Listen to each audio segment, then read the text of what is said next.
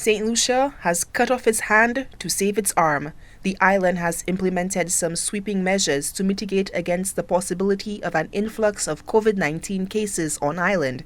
In the wake of these decisions, a wide cross-section of the economy has been affected as the island prioritizes the health of its people. President of the Saint Lucia Medical and Dental Association, Dr. Merle Clark, says the steps taken by the government have received the full backing of the Medical and Dental Association. As an association, we are completely in support and in fact had called for the complete closure of our borders. Of course, there is always going to be dissent. No matter what decision is taken, there's going to not be full agreement. But we believe at this point that the majority of St. Lucians do have to be protected, and that is one of those ways. With reference to the state of emergency which was announced, we are in support of that as well. There are actions that need to be taken.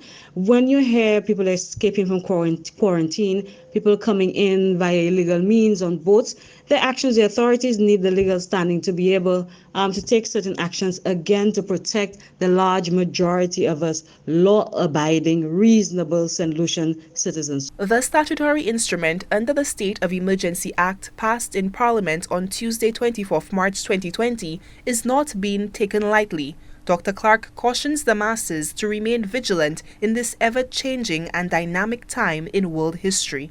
The old adage, of course, is true. Power corrupts, and absolute power corrupts absolutely. So we as citizens have to be vigilant. The opposition has to be vigilant to ensure that whatever measures are taken are in the interest of all of us St. Lucians.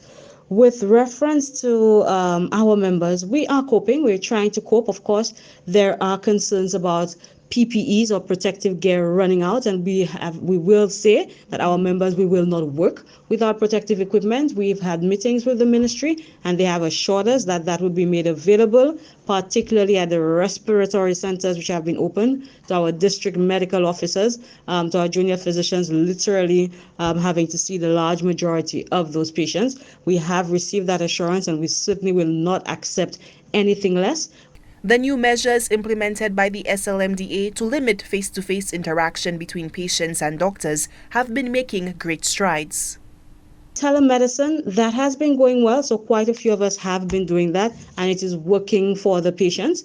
We are still having problems with the pharmacists, so there are a few who are coming on board, but as a general rule, the pharmacists are still requesting the original copy of the prescription, which just defeats the entire purpose of what we're doing. So we're still in negotiations with them. And again, we have written to our chief medical officer that we're assuming with the state of emergency now that will be able to, in some way, I don't pretend to be a lawyer here, but override whatever their legislation says to allow them to accept the prescriptions. Dr. Clark insists that in the fight against COVID-19, medical professionals should be well equipped with adequate ammunition to perform their duties, as they are needed on the front line to ensure the health of the nation. Solange Alfred, HTS News Force.